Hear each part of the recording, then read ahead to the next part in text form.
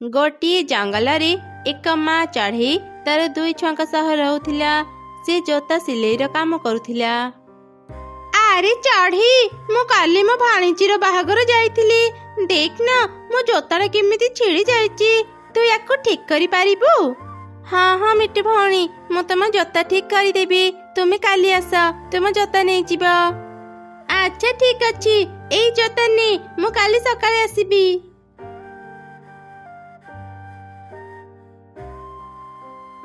अरे बा चढ़ी मो जोता को तो केते सुंदर भाबरे सिलाई करदेलु। मो जोताटी जम्मा पुराना लागुनी। एमिति लागुची मो नुआ जोता किनिची। तते बहुत बहुत धन्यवाद चढ़ी। एई ने तो टंका। एमिति जहार भी जोता छिड़ुथिला से चढ़ी पाखक जाउथिला। चढ़ी भी सुंदर करी समस्तक जोता सिलाई करि देउथिला। माँ माँ बापा मो पई सहररु केते दामी जोता आनिथिले। हेले देखो ना माँ मो जोता छिड़ी गला। ए जोता जदी एबे सहर रे ठीक करिबी अनेक टंका लागिबो। मु एबे कोन करिबी माँ? अरे माँ तू एते चिंता काहे करूचु?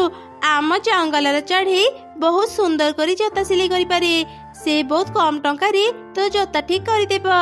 एबे तू ता पाखो को जा। अच्छा ठीक अछि माँ। अरे माँ चिक्की आज हठात केमिति मो दुकान को आसिलु? आंटी मो जोता छिड़ी जाइछि। ए सब तुमे ठीक करि पारिबो? मो जोता बहुत दामी। ए जोतार दाम पूरा 5000 टंका। सावधान रे मो जोता ठीक करिबो। ता बदल रे मो तुमको 100 टंका देबी। अरे झिया समस्ते मो पाखरे जोता ठीक करंती। आज जाई केही भी खराब कहि नाहंती। तो चिंता करनी मो बहुत सावधान रे तो जोता को ठीक करि देबी। किंतु माँ ए चिक्की तुमको बहुत कम टंका देउची। एते दामी जोता जदी सहर रे ठीक करिबो 1000 रु 2000 टंका लागिबो। तुमे एते कम टंका रे ए जोता को ठीक करनी माँ। अरे माँ तू तो जानो मु केते कष्ट रे काम पाइची। आमे जदी समस्तंकटू अधिक टंका नेबा केही भी आम पाखको आसीबेनी। माँ चिक्की तू एबे जोता रखी दे काली आसी जोता नै जीवो। अच्छा ठीक अछि आंटी। एमिति कही काउछुआ तो जोता रखी चली गला। माँ चढ़ी अनेक परिश्रम करी जोता को ठीक कला। जोताटी देखिबाकू अनेक सुंदर लागुथिला। माँ माँ सतरे जोता केते सुंदर हेची। पुराना जोता परी जमा लागुनी। तुमे जोता को केते सुंदर करि देला। माँ मु टिके जोता पिंधि पारिबी? ए जोता पिंधिबाकू मोर भारी इच्छा हेउची। अरे ना ना माँ ए जोता हमर नुह। तू तो जानू काउछुआ केते रागी। ता जोता रे टिके भी धूली लागिले से अनेक रागी जीवो। किंतु माँ ए जाय तो चिक्की आसीनी। मु अल्प समय पे जोता पिंधे के खोली देबी। से जानि पारिबनी। एमिति सुंदर जोता मु केबे भी पिंधेनी। प्लीज माँ आज दिनटा मु ए जोता पिंधे। प्लीज माँ प्लीज प्लीज। झियर एपरी कथा सुनी माँ चढ़ी आ मना करि पारिलानी। मुन्नी से जोता पिंधिला। ठीक सेही समय रे काउछुआ सेठाको चली आसिला। से चढ़ी छुआ जोता पिंधिथिबार देखि तो अनेक रागी गला। बदमाश चढ़ी छुआ मोर एते दामी जोता पिंधिबाकू तोर साहस केमिति होला? मु आगुरु कहिथिली मो जोता रे जदी टिके भी धूली लागे मु से जोता पिंधिबिनी। तोर से मोइला गोडरी मो जोता पिंधि मो जोता को नष्ट करि देलु।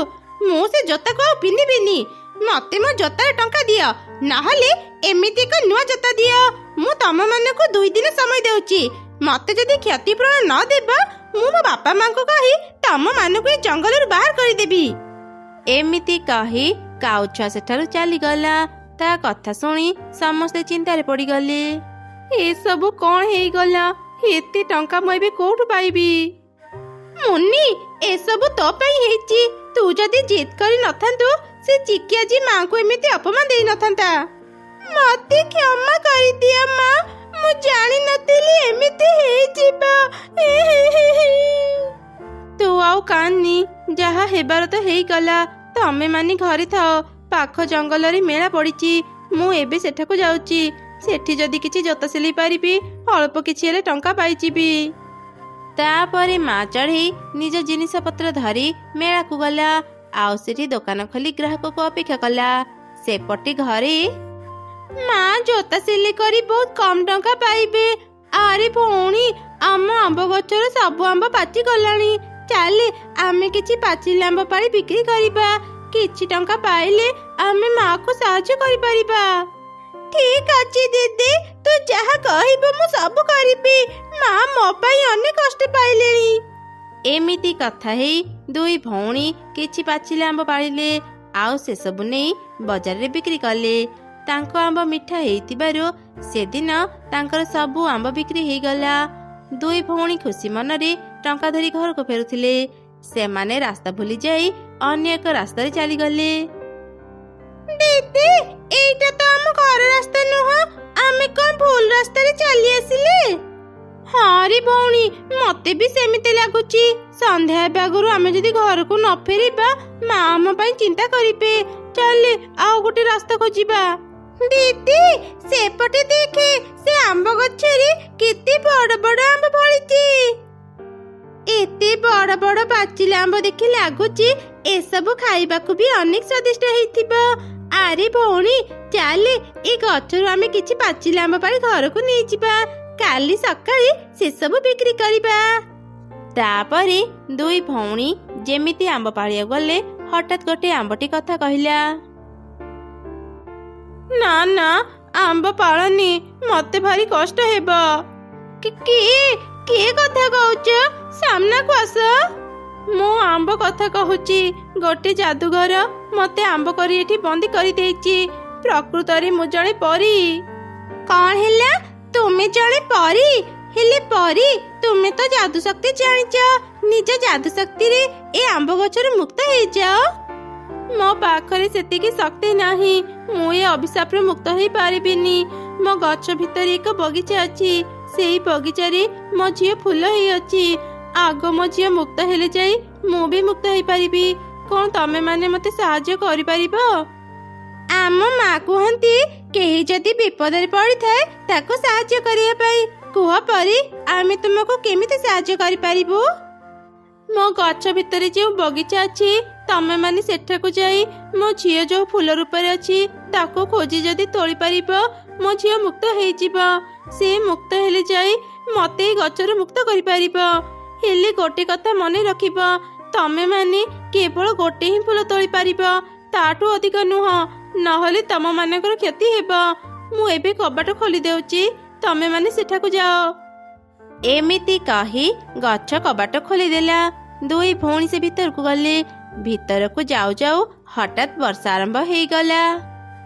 ଏ କଣ ଦିଦି, ଆମେ ଏଠାକୁ ଆସୁ ଆସୁ ହିଁ ବର୍ଷା ଆରମ୍ଭ ହେଇଗଲା। ଏ କେମିତିକା ଜାଗା?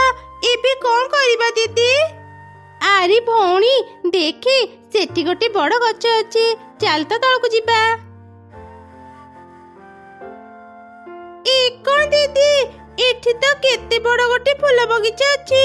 ସବୁ ଫୁଲ ପୁଣି ସମାନ ଦେଖା ଯାଉଛନ୍ତି। ଏବେ ସେ ପରିବନ୍ଦୀ ଥିବା ଫୁଲକୁ ଆମେ କେମିତି ଖୋଜିବା? ଆରେ ଭଉଣୀ, ସେପଟେ ଦେଖେ, ଏତେ ବର୍ଷା ହେଉଛି କିନ୍ତୁ ସେ ମଝିରେ ଥିବା ଫୁଲଟି ଜମା ଓଦା ହେଉନି। ମୁଁ ଆଗରୁ ଶୁଣିଥିଲି ପରୀମାନେ ବର୍ଷାରେ ଓଦା ହୁଅନ୍ତିନି। ତା ମାନେ ନିଶ୍ଚୟ ଫୁଲରେ ସେ ପରୀ ଅଛି। ଏମିତି କହି ଚଢ଼େଇ ଛୁଆ ଯେମିତି ସେ ଫୁଲ ତୋଳିଲା, ପରୀ ଛୁଆ ମୁକ୍ତ ହେଇଗଲା। ତମ ମାନଙ୍କୁ ଅନେକ ଅନେକ ଧନ୍ୟବାଦ। ତମେ ମାନେ ଆଜି ମତେ ମୁକ୍ତ କଲ। ମୁଁ ଜାଣି ମୋ ମା ତମ ମାନଙ୍କୁ ପଠେଇଛନ୍ତି। ଏବେ ଚାଲ ତାଙ୍କ ପାଖକୁ ଯିବା। ତାପରେ ପରିଛୁଆ ଶୀଘ୍ର ଦୁଇ ଭଉଣୀଙ୍କ ସହ ନିଜ ମା ପାଖକୁ ଆସିଲା, ଆଉ ତା ଶକ୍ତିରେ ତା ମାକୁ ମୁକ୍ତ କଲା। ସେହି ସମୟରେ ପିଶାଚୀ ସେଠାକୁ ଚାଲି ଆସିଲା। ଏ କଣ ପରୀ, ତମେ ମାନେ କେମିତି ମୁକ୍ତ ହେଲ? ମୁଁ ତମ ମାନଙ୍କୁ ଛାଡ଼ିବିନି। ମୁଁ ପୁଣି ଥରେ ତମ ମା ଝିଅକୁ ବନ୍ଦୀ କରିବି। ପିଶାଚୀ କିଛି କରିବା ପୂର୍ବରୁ ମା ପରୀ ଆଉ ତାର ଝିଅ ମିଶି ପିଶାଚୀକୁ ଶାସ୍ତି ଦେଲେ, ଆଉ ତାକୁ ଧ୍ୱଂସ କରିଦେଲେ। ତମ ଦୁଇ ଭଉଣୀଙ୍କ ଏ ଉପକାର ଆମେ କେବେ ବି ଭୁଲିବୁନି। ଆମ ତରଫରୁ ଏ ଛୋଟ ଉପହାର ତମ ମାନଙ୍କ ପାଇଁ।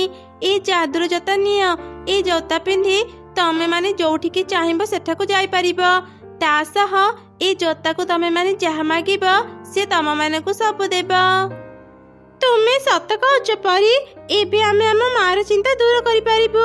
ତୁମକୁ ଅନେକ ଅନେକ ଧନ୍ୟବାଦ।